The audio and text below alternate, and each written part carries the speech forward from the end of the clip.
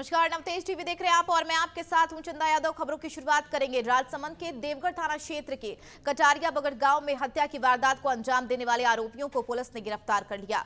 दरअसल एक हफ्ते पहले बदमाशों ने खेत पर अकेले रह रहे एक दंपति पर हमला कर जेवर और घरेलू सामान लूट लिया। इतना ही नहीं, वृद्ध दंपति के साथ मारपीट कर पति की हत्या भी कर दी। इस घटना के 8 दिन के बाद आरोपी पुलिस की पकड़ से दूर है, जिस पर पीड़ित परिवार के साथ SC ST और OBC मोर्चा के साथ खटिक समाज के सैकड़ों लोगों ने मुख्यमंत्री के नाम जिला कलेक्टर को ज्ञापन सौंपा है, जिसमें पीड़ित परिवार को 1 करोड़ मुआवजे के साथ मामले की CBI जांच की मांग की गई है। उधर जयपुर में रॉयल राजपूत संगठन के पदाधिकारियों और सदस्यों ने झोटवाड़ा मंदिर में तुलसी पूजन का आयोजन किया है। संगठन की महिलाओं ने जयपुर संभाग की संयोजक शैलू खींची गलता तीर्थ के पास सार्थक मानवकृष्ण ताचले कुष्ठाश्रम के कुष्ठ रोगियों को गर्म कपड़े वितरित किए हैं।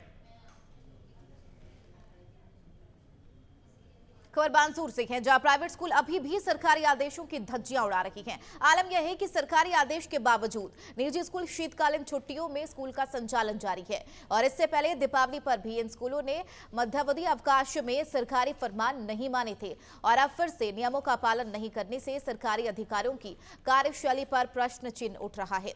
उधर अभिभावकों में भी नाराजगी देखने को मिली है। बता दें 24 दिसंबर से 5 जनवरी तक विद्यालयों में शीतकालीन अवकाश की घोषणा की गई है, लेकिन कई विद्यालय इन आदेश को मानने से इनकार कर रही हैं।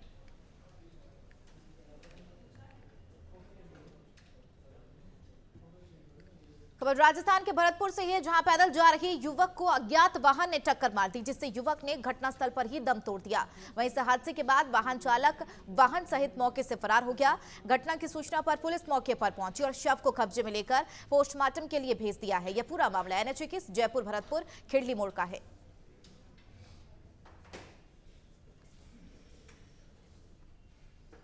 उधर नागौर जिले के मेड़ता पंचायत समिति की मेड़ता रोड और छापी ग्राम पंचायत में विकसित भारत संकल्प यात्रा के अंतर्गत शिविर का आयोजन किया गया। यह शिविर राज्य उच्च माध्यमिक विद्यालय प्रांगण में लगाया गया है। शिविर प्रभारी रामनिवास जाजड़ा ने केंद्र सरकार की योजनाओं के बारे में जानकारी दी है और नागरिकों को जागरूक किया। साथ ही योजनाओं को पात्र व्यक्तियों का पंजीकरण कर विकसित भारत में सहयोग की शपथ दिलाई गई है। इस अवसर पर लाभार्थियों को वृद्धा स्वास्थ्य कार्ड और गैस कनेक्शन वितरित किए गए।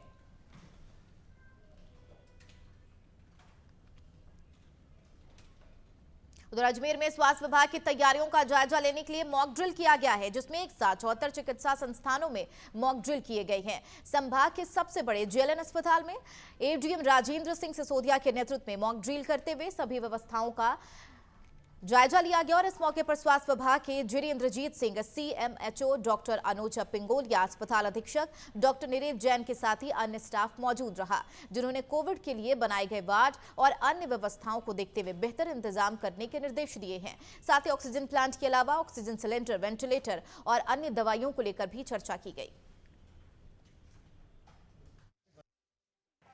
ये राज्य सरकार के आदेश से जो कोविड के केसेस, वैसे अभी तक अजमेर में एक भी केस नहीं है, कोविड के केसेस के बढ़ने की संभावना को ध्यान में रखते हुए, ऐसी आशंका को ध्यान में रखते हुए पूर्व जो तैयारियां होनी चाहिए मेडिकल प्रशासन की तरफ से, वो हमने आज यहाँ पे राज्य सरकार और स्थानीय जिला कलेक्टर महोदया के निर्देश से आज हमने देखी। साथ में यहाँ का जो मेडिकल का जो एडमिनिस्ट्रेशन है, JD साहब है, CMHO साहब है, JLN के सुपरिटेंडेंट है, तो जो ऑक्सीजन सपोर्टेड बेड्स हैं और जो वेंटिलेशन बेड है वो पर्याप्त मात्रा में है यहाँ पर, और सभी व्यवस्थाएं चाक चौबंद है मेडिकल प्रशासन की तरफ से। जो ऑक्सीजन जनरेशन प्लांट है वो भी वर्किंग है, फंक्शनल है, और जो यहाँ का मैनीफोल्ड है जहाँ से ऑक्सीजन सप्लाई होती है वो भी यहाँ देखा, जांचा परखा, सारी व्यवस्थाएं सेटिस्फाइड है।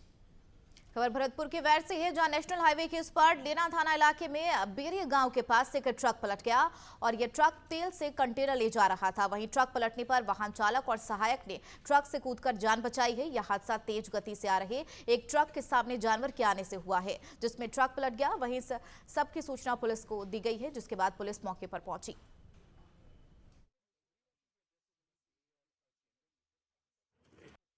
ये रात को करीब 3 बजे के आसपास हुआ है। ड्राइवर ने मेरे को फ़ोन किया था। जी वजह से डिवाइडर टूट के कोई गाड़ी आ गई, तो उसको बचाने के चक्कर में गाय आ गई। उसको गाय को बचाने के चक्कर में गाड़ी अनबैलेंस होके और पलटी खा गई। पलटी खा गई थी। तो सुबह कितने बजे की बात थी ये? ये करीबन 3 बजे के आसपास है सुबह। क्या माल था इसके अंदर? इसके अंदर ये है, ऑयल है, तेल है, किस चीज़ का तो ऑयल है? ये रिफाइंड तेल है। रिफाइंड है। तो हादसा कैसे हुआ था? कोई गाय वगैरह आई थी या? गाय आ गई सामने से, गाय को बचाने के चक्कर में जी। गाड़ी अनबैलेंस होके पलटी। तो ड्राइवर के कहीं चोट वगैरह? नहीं, ड्राइवर की कोई चोट वगैरह कुछ नहीं है। वो पलटी खाई ना, जब वो एकदम से पलटा हुआ ना, तो वो ट्राली पहले गिरी है। घोड़ा फिर वापस बच गया, घोड़ा खड़ा रह गया और ट्राली पलटी खा गई। वो पिन टूट गई, जो ट्राली में पिन आती है ना, जी। वो टूट गई है। उधर धौलपुर में पुलिस अधीक्षक मनोज कुमार के निर्देशन में सैपुई थाना इलाके के एक पेट्रोल पंप पर फायरिंग करने के मामले में फरार आरोपियों की गिरफ्तारी के लिए पुलिस टीम उनके ठिकानों पर दबिश दे रही है। मामले में फरार चल रही 5 आरोपियों की शीघ्र गिरफ्तारी के लिए उन पर इनाम भी घोषित किया गया है। पुलिस अधीक्षक ने बताया कि आरोपियों पर 25-25 हजार का इनाम घोषित किया गया है।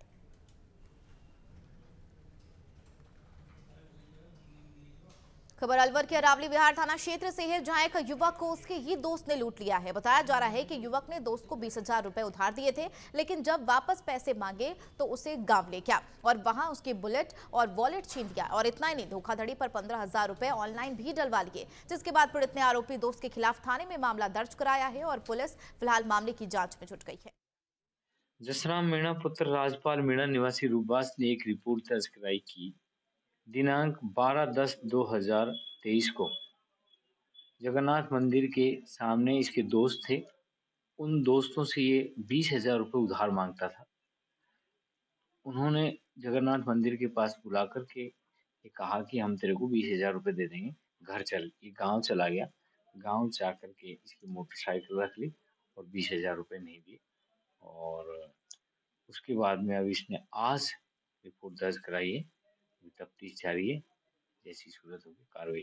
परिवादी ने लेट दर्ज कराने का परिवादी ने बताया कि मैं अपने स्तर से गाड़ी लेने की कोशिश कर रहा था। तो हमारा पैसे का लेन देन का मामला था, लेकिन प्रयास करने के बाद उन्होंने गाड़ी मुझे नहीं दी।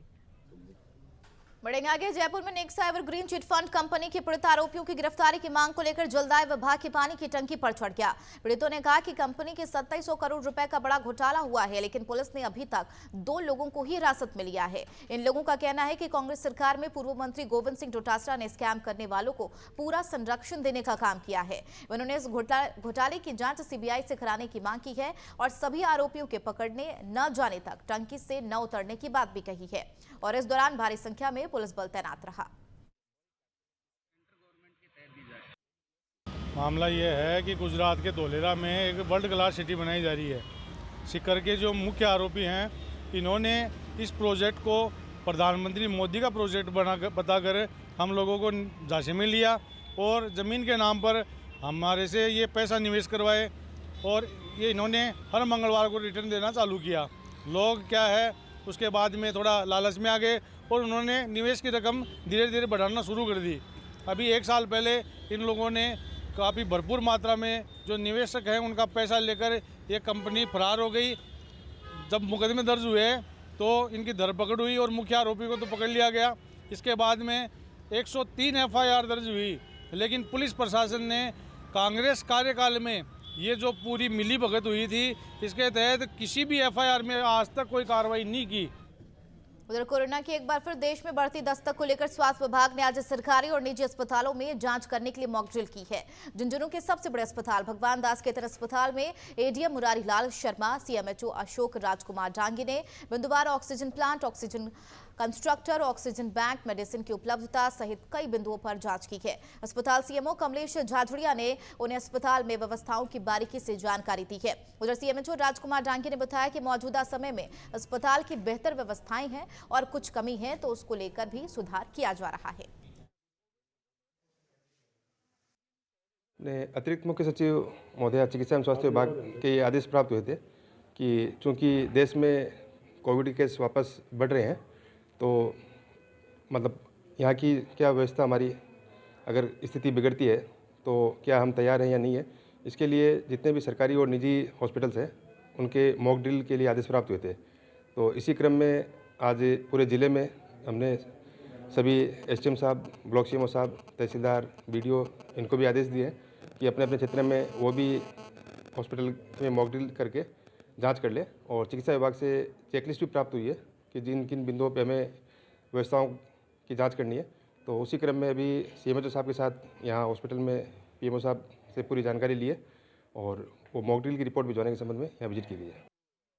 आज माननीय अतिरिक्त जिला कलेक्टर महोदय के नेतृत्व में पूरे ज़िले के प्राइवेट और राजकीय अस्पतालों की मॉक ड्रिल की जा रही है, जिसमें मुख्य रूप से oxygen plants, oxygen concentrator, oxygen bank, इसके अलावा जितने भी लॉजिस्टिक हैं, जांच के वीटीएम की उपलब्धता, मेडिसिन्स की उपलब्धता, कोई भी अगर गैप है तो उसका एनालिसिस किया जा रहा है।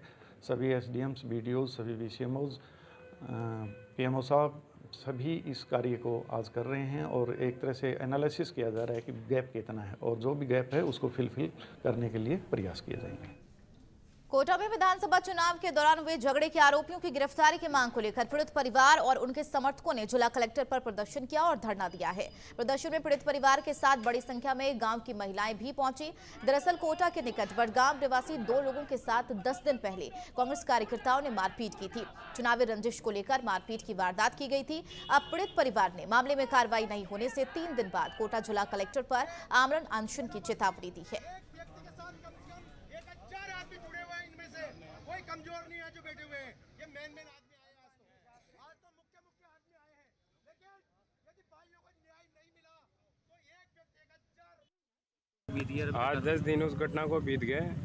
17 तारीख को संडे को 10:30 बजे मेरे और मेरे भाई के साथ घर के बाहर जानलेवा हमला हुआ था। अभी तक कोई अपराधी पकड़ा नहीं गया है। नानता थाना द्वारा किसी भी अपराधी को पकड़ा नहीं गया है और अपराधी खुले में घूम रहे हैं सारे के सारे। आए दिन कल रात को भी अपराधी के एक भाई का मेरे व्हाट्सएप पे मैसेज आया, उसके बाद उसने वो मैसेज भी डिलीट कर दिया।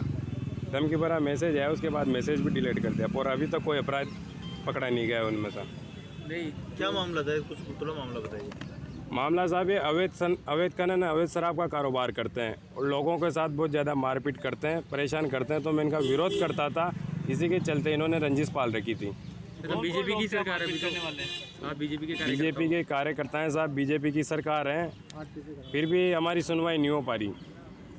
कौन लोग हैं वो? अधिकारी कांग्रेस के लगे हुए, अधिकारी सारे कांग्रेस के लगे हुए हैं तो सुन नहीं रहे साहब। किसने किया आपके साथ मारपीट? कौन लोग थे? बड़गांव के लोकल अपराधी हैं, उन पर पहले भी मुकदमे दर्ज हैं, किसी भी मुकदमे पे उन पर कोई कार्रवाई होती नहीं है साहब।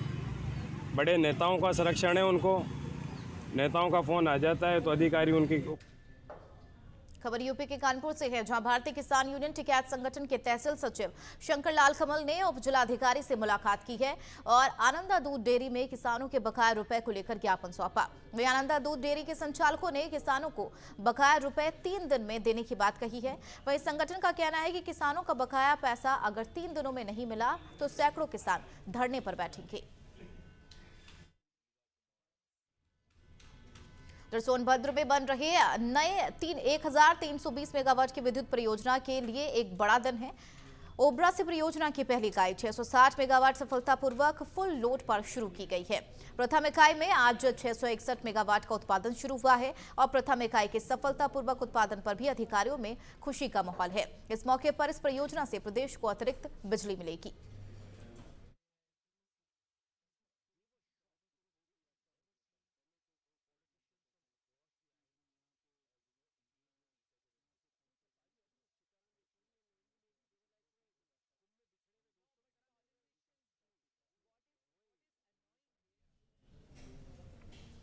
उत्तर प्रदेश के कानपुर देहात में मामले से बात पर दबंगों ने व्यक्ति की कुल्हाड़ी से हत्या कर दी है, जिसके बाद आरोपी मौके से फरार हो गया। घटना की सूचना पर मौके पर पहुंची पुलिस फॉरेंसिक टीम के साथ मामले की जांच में जुट गई है और परिजनों ने पड़ोस के ही व्यक्तियों पर हत्या का आरोप लगाया है। मामला भोगनीपुर कोतवाली क्षेत्र के भज्जापुर गांव का है। शाम को घटना हुआ था अराउंड 3 और 4 बजे के बीच में, फिर शाम को 6 और 7 बजे के बीच में हुआ। उस बंदे ने 3 बार इसको मारा है। मारने के बावजूद उसको बोल गया कुछ लोगों से मैं इसको मार दूंगा। रात में हम लोग देखे लेटा था आराम से। उसके बाद मैं जब सुबह जगा हूँ तो यहाँ पे उसको लिटा गए मार के, कुल्हाड़ी से उसकी हत्या की गई है। हत्या करने के बाद कुछ लोगों से बोल गया है कि मैं उसको मार के घर पे लिटा के आया हूँ। विवाद कोई नहीं, वो अपनी जगह पे खड़ा था, अपने यहाँ अपने थोड़ा बहुत ड्रिंक विंक करता है, नॉर्मली करता है, ज़्यादा भी नहीं करता है। अपने यहाँ पे ऐसे बातें कर रहा था पर्सनली, किसी से बोलता नहीं कि मैं आपका नाम लेके बोल रहा हूँ। वो भी वहीं बैठा था, उसने आके उसको मारा, आके मारने के बाद उसको फिर टाइम देख के उसको फिर मतलब कुल्हाड़ी से उसका सर पे वार कर दिया। अच्छा, करीब कितने लोग हैं? वो लोग 3 लोग थे ना, उसका पापा, उसका लड़का और उसका भांजा। कौन लोग हैं गाँव में? ये गांव के हैं मोहर सिंह, ग्राम प्रधान धर्म सिंह यादव के भाई हैं, उसका भतीजा है। ये उन अपनी धमकी में रहते हैं ना, ग्राम प्रधानी है, बहुत लोगों को धमकी देता है वो बंदा। थाना भोगनीपुर के गांव भज्जापुरवा में आज सुबह सूचना मिली कि एक मकान में विनोद कुमार यादव का जो मकान है उनकी उम्र लगभग 45 वर्ष है और वो मृत अवस्था में पड़े हुए हैं। मौके पर फोरेंसिक टीम और जनपद स्तरीय समस्त उच्च अधिकारियों द्वारा मुआयना किया गया और सारे साक्ष्यों को, तथ्यों को, घटनास्थल को बारीकी से देखा गया। जो यहाँ प्राथमिक पूछताछ में बात आई है, शव के मिलने के स्थान से लगभग 40 मीटर दूर नीम के पेड़ के नीचे आग तापने के लिए उनका बिस्तर लगा हुआ था। कुछ लोगों से विवाद की बात वहीं पर आई हुई है। मृत्यु के सही कारणों को जानने के लिए शव को अभी पीएम हेतु भेजा गया है। परिवारीजनों द्वारा जो तहरीर प्राप्त होगी उसके आधार पर अग्रिम विधिक कार्रवाई की जाएगी। लॉ एंड ऑर्डर की कोई समस्या नहीं, गांव के लोग सारे लोग कोऑपरेट कर रहे हैं। सहारनपुर में एसबीआई पेंशनर एसोसिएशन इकाई की ओर से पेंशनर्स मिलन समारोह और वार्षिक आम सभा का आयोजन किया गया। इस कार्यक्रम में विशिष्ट अतिथि योगाचार्य पद्मश्री भारत भूषण विकास गोयल क्षेत्रीय प्रबंधक पद्मश्री भारत भूषण एसडी योगाचार्य ने योग और आहार के माध्यम से स्वस्थ रहने के सूत्र दिए हैं और योग की महत्वता के बारे में भी प्रकाश डाला। वहीं एसोसिएशन के पदाधिकारी अशोक शर्मा ने जानकारी देते हुए बताया कि हमारे एसोसिएशन बुजुर्ग पेंशनर धारकों के लिए काम करती है, जिसमें कई हजार पेंशनर हमारे से जुड़े हैं।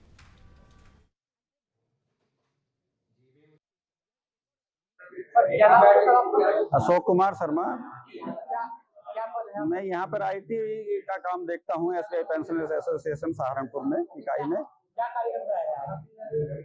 ये कार्यक्रम हमारा 27वीं वर्षगांठ मनाई जा रही है हमारी एसोसिएशन की। आज 27 वर्ष पूर्ण हो चुके हैं इस इकाई की स्थापना को। State bank of India staff pensioner association Delhi circle के नाम से है ये, और वैसे ऑल ओवर इंडिया है। इसका हैदराबाद में हमारा मुख्य कार्यालय है और हमारे बराबर में जो खड़े हैं भाई हमारे राजकुमार सैनी जी हैं, ये कोषाध्यक्ष हैं इसके और एक तरह से रीढ़ की हड्डी हैं। एसडी शर्मा जी हमारे सचिव हैं और श्री आर के भटनागर जी हमारे माननीय अध्यक्ष हैं, जिनके संरक्षण में इस इकाई का कार्य पूरे भारतवर्ष में एक आदर्श रूप में जाना जाता है। खबर अयोध्या से है, जहां सपा नेता स्वामी प्रसाद मौर्य के हिंदू धर्म पर अभद्र टिप्पणी करने के मामले में सपा के पूर्व राज्य मंत्री पवन पांडे ने उन पर हमला बोला। पवन पांडे ने कहा कि स्वामी अनर्गल बातें कहना बंद करे। उन्होंने कहा कि वे पहले अपनी बेटी को सुधारे जो सनातन का झंडा उठाकर घूम रही है। पवन पांडे ने कहा कि स्वामी प्रसाद मौर्य ड्रामा कर रही है। पवन पांडे ने तो उनकी बयानबाजी को भाजपा पोषित बयान बताया है। स्वामी प्रसाद मौर्य से पवन पांडे ने अपील करते हुए कहा है कि अगर देवी देवताओं से इतनी ही नफरत है, अगर धर्म से नफरत है, तो सबसे पहले अपनी बेटी को सुधारें। अब स्वामी प्रसाद मौर्य जी, मैं खुद नहीं समझ पा रहा हूं कि लगातार क्यों इस तरह का वो अनर्गल प्रलाप करते हैं, और मुझे अब ऐसा महसूस होने लगा है कि स्वामी प्रसाद मौर्य जी भाजपा द्वारा प्रायोजित हैं। जिस तरह के उनके बयानबाजी हैं, जिस तरह का वो बयान जारी कर रहे हैं, हमको तो यही महसूस होता है कि उनको भारतीय जनता पार्टी ने समाजवादी पार्टी में हमारे प्रायोजित कर दिया है कि आप लगातार इस तरह का बयान देते रहिए जिससे कि समाजवादी पार्टी की छवि खराब हो। अब स्वामी प्रसाद मौर्य जी, उनकी बेटी एक तरफ सनातन का झंडा उठाए हुए है, भारतीय जनता पार्टी की सांसद है, वो पोस्ट लगाती हैं पूरे सभी देवी देवताओं के लिए, और पिताजी 24 घंटा विरोध करते हैं। तो ये जो केमिस्ट्री है पिता पुत्री की, ये हमें कुछ समझ में नहीं आती। हम स्वामी प्रसाद मौर्य जी से बहुत विनम्रता के साथ अनुरोध कर रहे हैं। वो मुझसे उम्र में बड़े हैं, सीनियर हैं, हम उनसे आदर के साथ विनम्रता पूर्वक कह रहे हैं, अगर आपको इतना देवी देवताओं से नफरत है, अगर आपको इतना धर्म से नफरत है, अगर आपको इतना इन सारी चीज़ों से नफरत है, तो पहले अपनी बेटी को सुधारिए। आदमी का कर्तव्य होता है पहले घर सुधारना, पहले अपने बच्चों को सुधारिए, अपने परिवार को सुधारिए, फिर आप समाज पर ध्यान दीजिए। जो आदमी अपने परिवार को ही ना सुधार पा रहा हो और आप समाज उधर बदायूं में उजानी कस्बा में सभी स्कूलों में वीर बाल दिवस मनाया गया और इस दौरान आंवला से सांसद धर्मेंद्र कश्यप भी पहुंचे हैं। वीर बाल दिवस के अवसर पर बच्चों ने रंगारंग कार्यक्रम दिखाए, साथ ही दिव्यांग बच्चों ने अलग अलग प्रस्तुतियां देकर समा बांधने का काम किया। प्रबंधक राजन महिंद्रता ने सांसद धर्मेंद्र कश्यप को प्रतीक चिन्ह देकर सम्मानित किया है। धर्मेंद्र कश्यप ने कहा, वीर बाल दिवस को हमें एक त्योहार की तरह मनाना चाहिए, साथ ही दिव्यांग बच्चों का हमें हौसला बढ़ाना चाहिए क्योंकि हमारे देश का भविष्य है। निश्चित तौर पर आप देखेंगे सिखों के दसम गुरु गोविंद सिंह जिनके 4 बेटे थे और 4 बेटों में से 2 बेटे धर्म की रक्षा करते हुए दीवार की शुरुआत की। इससे ज्यादा कहीं आताताई कार्य नहीं हो सकता।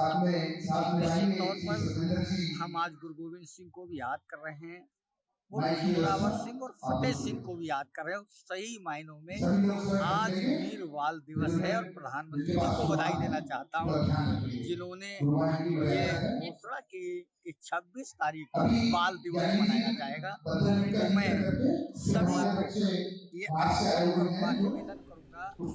उधर अयोध्या में भगवान रामलला के प्राण प्रतिष्ठा कार्यक्रम को लेकर व्यापार अधिकार मंच ने व्यापारियों और स्थानीय लोगों से विशेष अपील की है और यह अपील है कि अयोध्या में जो भी श्रद्धालु आ रहे हैं सब उनकी सेवा करें। व्यापार अधिकार मंच के प्रमुख सुशील जायसवाल ने कहा कि 22 जनवरी को प्रधानमंत्री नरेंद्र मोदी का आगमन है। इस कार्यक्रम में देश के साधु संत, विशिष्ट अतिथि और लाखों लोग शामिल होंगे। यहाँ के व्यापारी आम जनता से अपील है कि अयोध्या आने वाले श्रद्धालुओं की सेवा करें।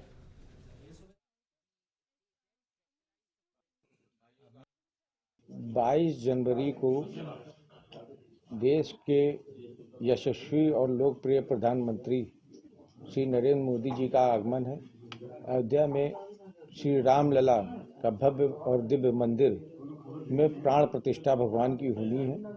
उसमें हजारों साधु संत, विशिष्ट अतिथि, देश के विशिष्ट अतिथि का आगमन अयोध्या में होना है कि जो भी व्यापारी समाज के लोग हैं, नागरिक समाज के लोग हैं, यहाँ की आम जनता है, उनसे अनुरोध है कि आने वाले सभी लोगों की जो भी सेवा कर सके जिस भी माध्यम से वो करने का कार्य करें कि जो लोग आ रहे हैं उनको कोई असुविधा ना हो, श्रद्धालुओं को कोई असुविधा ना होने पावे, चाहे वो पूछताछ के माध्यम से हो, जानकारी के माध्यम से हो, खिलाने के माध्यम से हो, उनकी सेवा सत्कार के माध्यम से हो या किसी भी तरह की मदद का माध्यम, उसको करने का कार्य करें जिससे कि जो लोग आवे वो यहाँ से एक अच्छी अनुभूति लेकर जाए।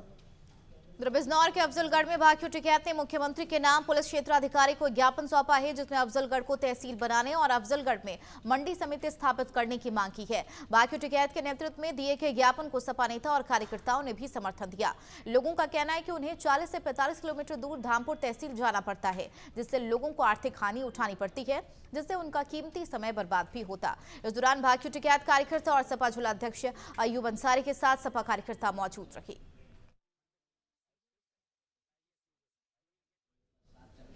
इसी के साथ खबरों में फिलहाल मेरे साथ इतना ही। बने रहिए नवतेज टीवी के साथ। नमस्कार।